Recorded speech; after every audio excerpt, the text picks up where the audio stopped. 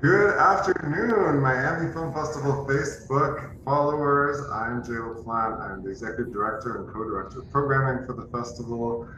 Thank you for joining me for today for our weekly edition of 305 Live.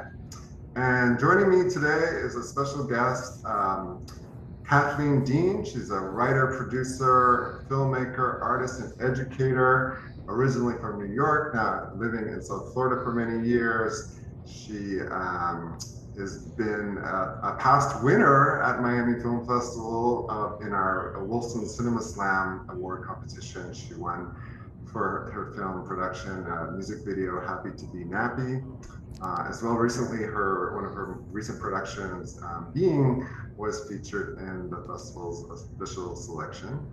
And we have her as our guest today because we are very, very pleased to be screening the first public screening of her new documentary called Wade in the Water, Drowning in Racism, which will happen this Juneteenth at the Tower Theater of Miami. Starting at 8 p.m. There'll be a screening, reception, and a conversation with not only Cathleen, but some special guests that we'll talk about in a few minutes. But first of all, welcome, Cathleen. Thank you. Happy to be here. Yes, it's great. I love the story of how this movie, your new movie, came into being. I was wondering if you could maybe start off just by telling us that story of how you came to the subject matter. Well, absolutely. I saw the call for CineSlam, sponsored by the Miami Film Festival and Wolfson Archives. So I was combing through the archives, which are amazing. There's some incredible footage there. And looking for a piece for another project, Happy to Be Nappy. But I came across all of this wonderful footage of the civil rights protests that took place to, desegregate the beaches and the pools in Florida. So I kind of put them aside, and I knew I was going to come back to them because I had also connected with an organization called Diversity in Aquatics, and I had added swimming to my workout routine. I thought I was going to do a triathlon. It never happened, but the movie did. So that was a good thing that came out of my connection with that organization and the archives.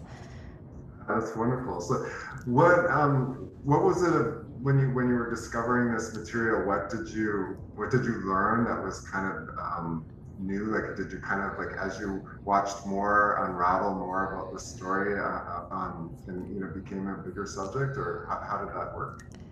Well, there's so many connections. I was born and raised in New York, as you mentioned, but my father was born and raised in Hollandale.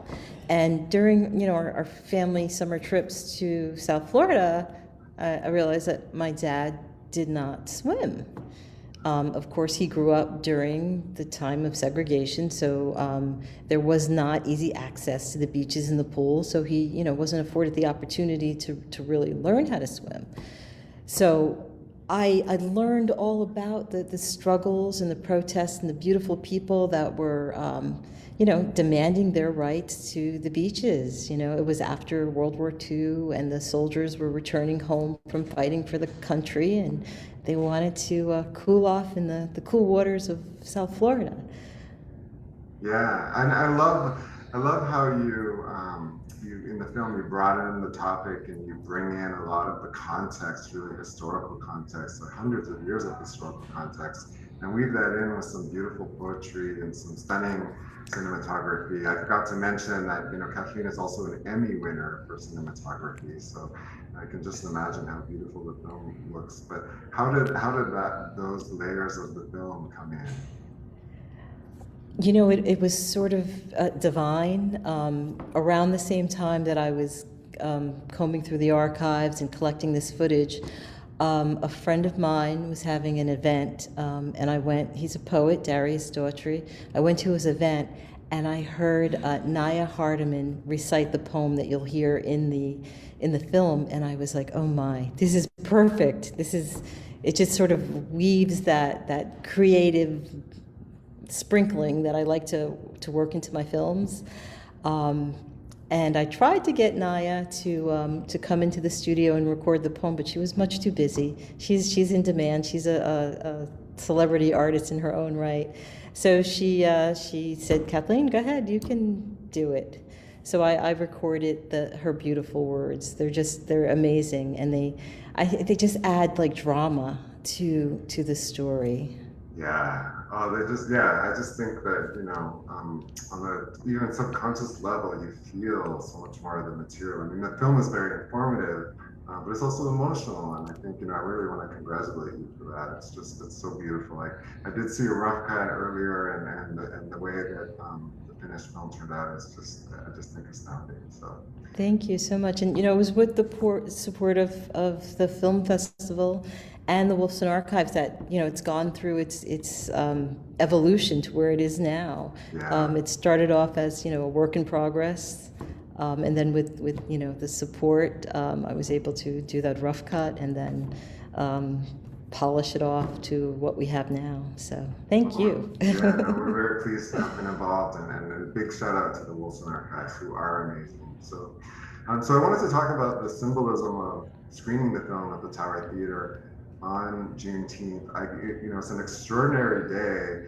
Right now, in this very hour, President Biden is going to be signing into law making Juneteenth a national federal holiday.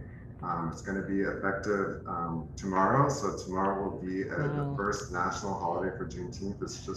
It's extraordinary. It's been a long time coming, but it's just it gives me goosebumps that this is happening right now. Can you talk about your personal your personal history of celebrating Juneteenth, what it means to you, and just talk about that holiday? Sure. I mean, I'm so excited. I mean, everything is just lining up so beautifully, and I'm honored to have the opportunity to have the first public screening on Juneteenth. It's incredible. So, for those who don't know, Juneteenth was the day that the enslaved people in Galveston, Texas, were notified that they were no longer slaves. They were granted their freedom 2.5 years after the Emancipation Proclamation.